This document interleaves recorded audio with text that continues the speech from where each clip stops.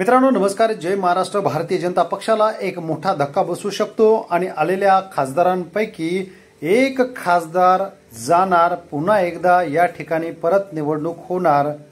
नक्की काय घडलेलं आहे हेच आपण या व्हिडिओच्या आणि बातमीच्या माध्यमातून जाणून घेणार आहोत। मित्रांनो अतिशय महत्त्वाची बातमी, लोकसभेचा निकाल पार पडला आणि भारतीय जनता पक्षाला अनेक ठिकाणी मोठे धक्के बसलेले आहेत।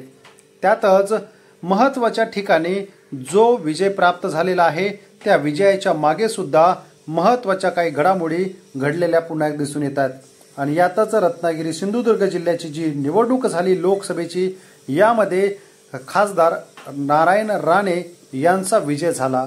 मात्र या विजयाच्या अनुषंगाने एक जनहित याचिका दाखल करण्यात आली होती। प्रतिस्पर्धी आणि शिवसेनेचे ज्येष्ठ नेते खासदार विनायक राऊत यांनी ॲडव्होकेट वकील असीम सरोदे यांच्या मार्फत याचिका दाखल करण्यात आली होती आणि त्यानुसारच आता हायकोर्टाने त्यांना समन्स बजावलेला आहे। या निवडणुकीमध्ये एक व्हिडिओ व्हायरल झाला आणि राणे समर्थक त्यांना भाजप म्हणजेच कमळाचं चिन्ह दाबण्याचं एक आग्रह करत आहे आणि त्याच अनुषंगाने पैशांचा वाटप करताना आणि पैसे वाटताना त्या व्हिडिओमध्ये स्पष्ट दिसत आहे। याचे पुरावे सुद्धा निवडणूक आयोगाला दिले होते आणि हायकोर्टाला सुद्धा सादर केल्यानंतर कोर्टाने नारायण राणे यांना समन्स बजावले आणि 12 सप्टेंबर रोजी हजर होण्यासाठी सांगितलेलं आहे। त्यांची खासदारकी जाणार का? पुन्हा या ठिकाणी निवडणूक होऊ शकते का? कमेंट करा, चॅनलला सबस्क्राईब करा।